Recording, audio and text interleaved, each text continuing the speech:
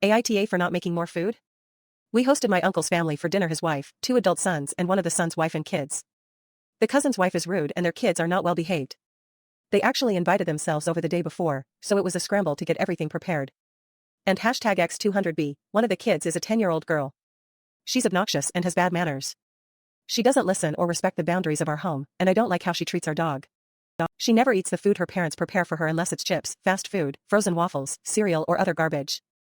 They relent and feed her those foods just to get her to eat. This is an ongoing problem since she was much younger. She's good at getting what she wants.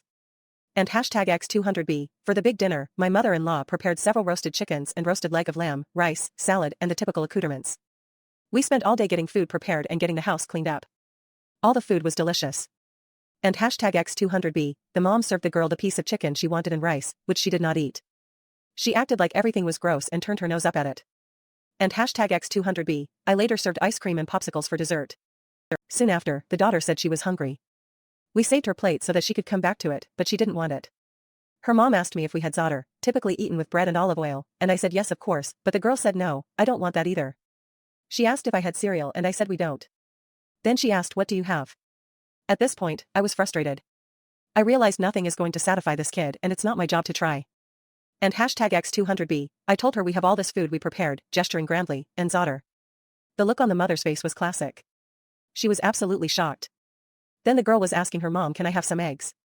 And her mom said wait till we get home. Milk, I want more milk. Her mom said no, just wait until we leave. And #X200B, in the past, I've succumbed to the pressure to be the gracious host, but I was not having it that night. This happens every single time they come to my house or to my mom's. We open up our entire pantry, which creates more work and cleanup. And #X200B, I was exhausted that weekend and was furious when my husband told me they were coming. And #X200B, part of it is also when I was a kid, we learned not to ask for anything as guests. We eat what they serve and that's that. My brother and my friends with picky eaters bring food they know their kids will eat so as not to bother their host with additional requests and to ensure their kids get fed.